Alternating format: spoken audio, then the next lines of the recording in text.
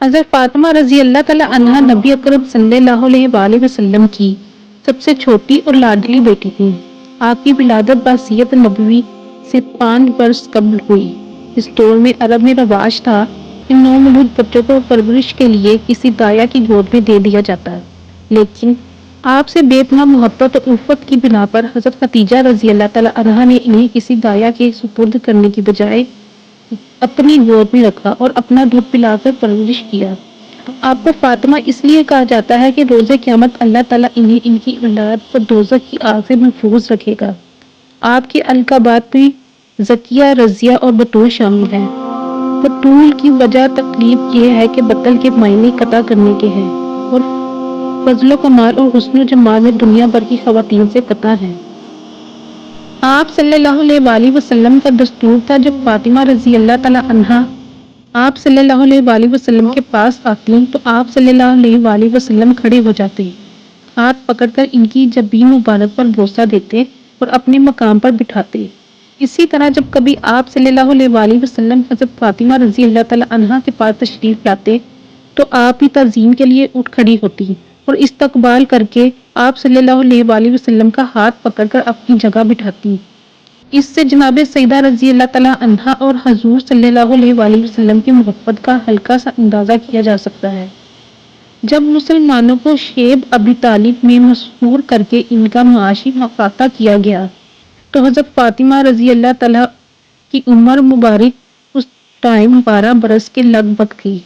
اس عمر میں مسلسل بھوک پیاس کی مصیبتیں اٹھانے سے آپ کا بدن بے حد لاغر ہو گیا اور اس کے اثرات بھی آپ کی عمر میں قائم رہے، لیکن آپ نے ساری تکلیف بڑے حوصلے سے برداشت کی اور کبھی حرف شکایت زبان پر نہ لائی۔ جب اللہ کے حکم سے آپ صلی اللہ علیہ وآلہ وسلم نے اپنے رفیق حضرت ابو بکر صدیق رضی اللہ تعالیٰ عنہ کے ساتھ مدینہ کی طرف ہجرت کی تو حضرت فاطمہ رضی اللہ تعالیٰ عنہ اپنی بڑی بہن حضرت ام کلثوم رضی اللہ تعالیٰ عنہ کے ساتھ مکہ مکرمہ میں مقیم رہی۔ اس وقت کا انتظار کرتی رہی جب حضرت محمد صلی اللہ علیہ وآلہ وسلم انہیں مدینہ بلا لیں۔ آپ کی حفاظت اور رفاقت کے لیے ام المومنین حضرت سودہ بنت زمعہ رضی اللہ تعالیٰ عنہ آپ کے پاس موجود رہی۔ بعد ازاں کچھ عرصہ کے بعد آپ بھی مکہ سے ہجرت کر کے مدینہ چلی گئی۔ حضرت فاطمہ رضی اللہ تعالیٰ عنہ کے سن بلوغت کو پہنچنے کے بعد آپ صلی اللہ علیہ وآلہ وسلم نے آپ کا نکاح حضرت علی رضی اللہ تعالیٰ عنہ سے کر دیا۔ حق مہر کے طور پر حضرت علی رضی اللہ تعالیٰ عنہ کی زرہ مقرر کی گئی۔ اس زرہ کو فروخت کرنے سے 480 درہم کی رقم حاصل ہوئی جو حضرت علی رضی اللہ تعالیٰ عنہ نے مہر کے طور پر ادا کر دی۔ جب آپ نے یہ رقم آپ صلی اللہ علیہ وآلہ وسلم کی خدمت میں پیش کی تو آپ صلی اللہ علیہ وآلہ وسلم نے فرمایا کہ اس رقم سے خوشبو، شادی کا سامان، گھریلو ضروریاتی اشیاء خریدو اور شادی کی تیاری کرو۔ حضرت محمد صلی اللہ علیہ وآلہ وسلم نے اپنی لاڈلی بیٹی کو جہیز میں جو سامان دیا، اس کی تفصیل حضرت علی رضی اللہ تعالیٰ عنہ کے اپنے الفاظ یہ ہیں کہ ایک بڑی چادر، ایک چمڑے کا تکیہ جو کہ کھجور کی چھال یا خوشبودار گھاس سے بھرا ہوا تھا، آٹا پیسنے کی ایک چکی، ایک مشکیزہ اور 2 گھوڑے۔ دعوت ولیمہ میں مسلمانوں کو کھجوریں اور انگور پیش کیے گئے۔ حضرت فاطمہ رضی اللہ تعالیٰ عنہا بے مثال سیرت و کردار کی مالک تھی۔ اس بارے میں مزید کچھ کہنا غیر ضروری ہوگا۔ ان کی شخصیت اور اس کے پہلو کی عکاسی کے لیے صرف ایک ہی واقعہ کافی ہوگا۔ ایک مرتبہ آپ کو بخار ہوا اور بخار کی شدت اور حرارت کے سبب آپ ساری رات جاگتی رہی۔ تمام رات آپ نے نہایت بے چینی اور تکلیف کے عالم میں گزاری اور آپ کے شوہر نامدار شیر خدا حضرت علی رضی اللہ تعالیٰ عنہ بھی آپ کے ساتھ جاگتے رہے۔ رات کے آخری پہر دونوں کی آنکھ لگ گئی۔ تھوڑی دیر بعد مسجد سے اللہ اکبر کی صدا بلند ہوئی۔ اذان کی آواز سن کر حضرت علی رضی اللہ تعالیٰ عنہ بیدار ہوئے تو دیکھا کہ حضرت فاطمہ رضی اللہ تعالیٰ عنہ بیدار ہیں اور نماز کے لیے وضو فرما رہی ہیں۔ آپ نماز پڑھنے کے لیے مسجد چلے گئے۔ جب آپ نماز پڑھ کر واپس آئے تو دیکھا حضرت فاطمہ رضی اللہ تعالیٰ عنہ نماز فجر سے فارغ کے بعد چکی پیسنے میں مصروف ہیں۔ یہ دیکھ کر حضرت علی رضی اللہ تعالیٰ عنہ نے فرمایا، فاطمہ کیا آپ کو اپنے حال پر رحم نہیں آتا؟ رات بھر آپ بخار میں مبتلا رہی، صبح ٹھنڈے پانی سے وضو کیا نماز کی ادائیگی کے فوراً بعد چکی پیسنا شروع کر دی۔ اللہ تعالیٰ آپ کو سلامت رکھے، شفا بخشے اور خدا نہ کرے آپ کہیں زیادہ بیمار نہ ہو جائیں۔ اپنا خیال رکھیے۔ حضرت علی رضی اللہ تعالیٰ عنہ ان کی ہمدردانہ اپنائیت بھرے کلمات کے جواب میں حضرت رضی اللہ تعالیٰ عنہ نے فرمایا، اگر مجھے اپنے فرائض کی ادائیگی کے دوران موت بھی آ جائے تو مجھے اس کی ذرا پرواہ نہیں۔ میں اپنے اللہ کی اطاعت اور بندگی کی خاطر وضو کیا، نماز پڑھی، آپ کی اطاعت اور بچوں کی خدمت کے لیے چکی پیس رہی ہوں جو میرے فرائض میں ہیں، ان کو کسی صورت میں نہیں چھوڑ سکتی، چاہے کچھ بھی ہو جائے۔ اگرچہ خود فاقہ سے رہتی تھی لیکن آپ کے در سے آنے والا سائل کبھی خالی نہیں گیا۔ ایک دفعہ کا ذکر ہے کہ بنو سلیم سے تعلق رکھنے والے ایک شخص نے خاتم المرسلین صلی اللہ علیہ وآلہ وسلم کی خدمت میں حاضر ہو کر اسلام قبول کیا۔ حضور صلی اللہ علیہ وآلہ وسلم نے اسے دین اسلام کی بنیادی باتیں سکھانے کے بعد پوچھا، کیا تمہارے پاس کھانے پینے کے لیے کچھ ہے یا بالکل مفلوج الحال ہو؟ اس نو مسلم نے عرض کیا، یا رسول اللہ صلی اللہ علیہ وآلہ وسلم، میرے پاس نہ کھانے کو کچھ ہے، نہ سواری کا بندوبست ہے اور نہ ہی میرے پاس پہننے کو کوئی پورا لباس ہے۔ حضور صلی اللہ علیہ وآلہ وسلم نے فرمایا، پھر تو تم مسکین ہوئے اور تمہاری مدد ضروری ہے۔ پھر آپ صلی اللہ علیہ وآلہ وسلم نے صحابہ کرام رضی اللہ تعالیٰ عنہ کو دعوت دی اور وہ اس کار خیر میں حسب توفیق حصہ لیں۔ خدا کے حضور اپنی درجات کی بلندی کا سامان کریں۔ سرور کائنات صلی اللہ علیہ وآلہ وسلم کے فرمان پر حضرت سعد بن عبادہ رضی اللہ تعالیٰ عنہ نے اس مسکین شخص کو اپنی اونٹنی دے دی۔ حضرت علی رضی اللہ تعالیٰ عنہ نے اپنا امامہ اتار کر اس کے سر پر رکھ دیا۔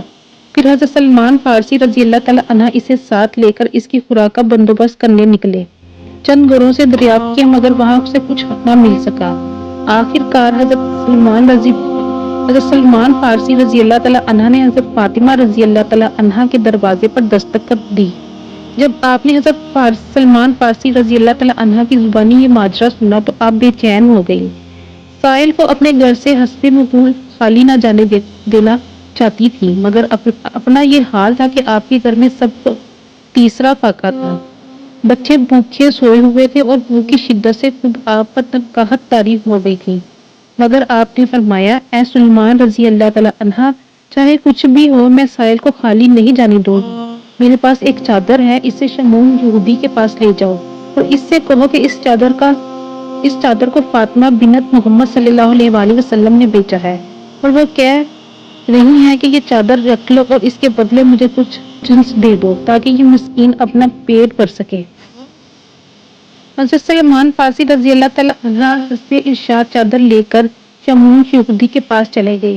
جب شمعون کو تمام ماجرا بیان معلوم ہوا تو وہ بےحد متاثر ہوا کہ تمام گھر والے فاقے سے ہیں لیکن سوالی کو خالی نہیں لوٹایا۔ اس نے کہا، اے سلمان فارسی رضی اللہ تعالیٰ عنہ، یقیناً یہ وہی لوگ ہیں جن کی خبر توریت میں دی گئی تھی۔ تم گواہ رہنا کہ میں نے حضرت فاطمہ رضی اللہ تعالیٰ عنہ کے والد مکرم حضرت محمد صلی اللہ علیہ وآلہ وسلم کی رسالت نبوت کا اقرار کیا اور ان پر ایمان لے آیا۔ اس کے بعد اس نے وہ چادر واپس دے دی، تاہم اس نے کچھ غلہ سلمان فارسی کو فی سبیل اللہ دے دیا تاکہ اس مسکین کے لیے خوراک کا بندوبست کیا جا سکے۔ حضرت سلمان فارسی رضی اللہ تعالیٰ عنہ وہ غلہ لے کر حضرت فاطمہ رضی اللہ تعالیٰ عنہ کی خدمت میں حاضر ہوئے اور وہ تمام واقعہ بیان کیا۔ حضرت فاطمہ رضی اللہ تعالیٰ عنہ نے بغیر کسی توافق کے اس غلہ کو اپنے ہاتھ سے فاقے کی حالت میں چکی میں پیسا، آٹا گوندا، روٹیاں پکائی اور حضرت سلمان فارسی رضی اللہ تعالیٰ عنہ کو دی تاکہ وہ مسکین کو کھلائیں۔ حضرت سلمان فارسی رضی اللہ تعالیٰ عنہ نے اس موقع پر حضرت فاطمہ رضی اللہ تعالیٰ عنہ سے درخواست کی کہ وہ اس غلہ میں سے اپنے بچوں کے لیے چند روٹیاں رکھ لے، مگر وہ خاتون جنت رضی اللہ تعالیٰ عنہ نے صاف لفظوں میں کہہ دیا، جو چیز فی سبیل اللہ دے چکی ہوں میں اس میں سے کچھ لینا قطعاً جائز نہیں، میرے بچوں کو کچھ اور وقتوں کا فاقہ ہی کیوں نہ برداشت کرنا پڑے۔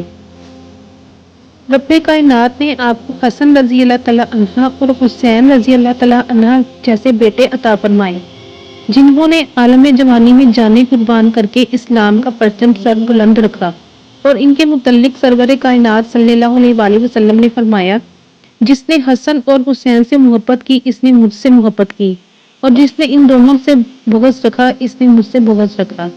آپ کی وفات 3 رمضان 11 ہجری کے روز ہوئی۔ ایک روایت کے مطابق آپ کی عمر 28 برس اور دوسری روایت کے مطابق آپ کی عمر 29 برس تھی۔ آپ کو جنت البقیع میں دفن کیا گیا۔ حضور صلی اللہ علیہ وآلہ وسلم نے حضرت فاطمہ رضی اللہ تعالیٰ عنہا کے متعلق فرمایا، فاطمہ میرے جسم کا ایک ٹکڑا ہے، جس نے اسے اذیت دی اس نے مجھے اذیت دی۔